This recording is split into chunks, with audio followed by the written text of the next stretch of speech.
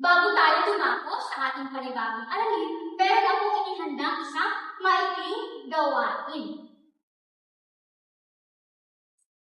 Basahin ng mabuti ang pangungusap, itaas ang kamay kapag ikaw ay sang-ayon at manatiling nakababa kung hindi. Lahat tayo ay dumaraan sa pagbabago habang lumalaki. Nakakahiya ang mga pagbabagong nangyayari sa ating katawan. Normal lang magkaroon ng mga tanong tungkol sa sarili.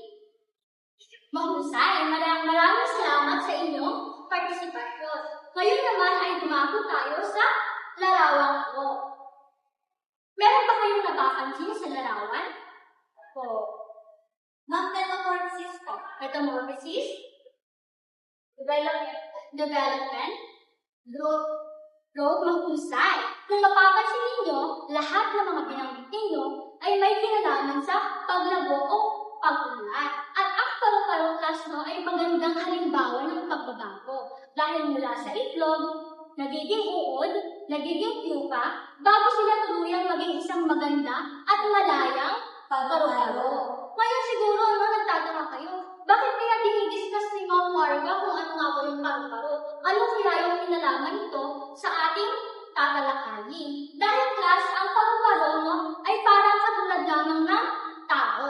Dumadaan din tayo sa yugto ng pagbabago. Hindi lang sa physical na aspeto ng katawan, kundi pati na rin sa ating pagkatao at pagkakakilanlan. At ang pagbabago at pag-unlad ay may kinalaman sa tatalakayin natin ngayong araw. At ito ay ang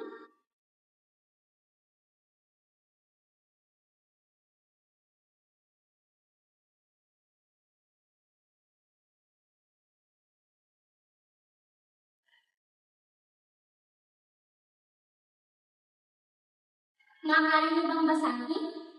Sexualidad bilang pagkilala sa sarili. Mahusay. Bago tayo umakilalim or bago pa natin palalimin yung diskusyohan natin pagdating sa sexualidad, nais ko lamang bigyang-bigay sa inyo, na ang sabing sexualidad ay hindi nakakahira. Dahil sa ito, normal na proseso o normal na konsepto na pinagdadaanan ng bawat isa sa atin. Kahit si Ma'am Marga ay dumako din or dumaan din sa yugto ng pagbabago. At ang sexualidad ay mahalagang parte ng ating pagkatao na unti-unting pinuhubog o nahuhubog habang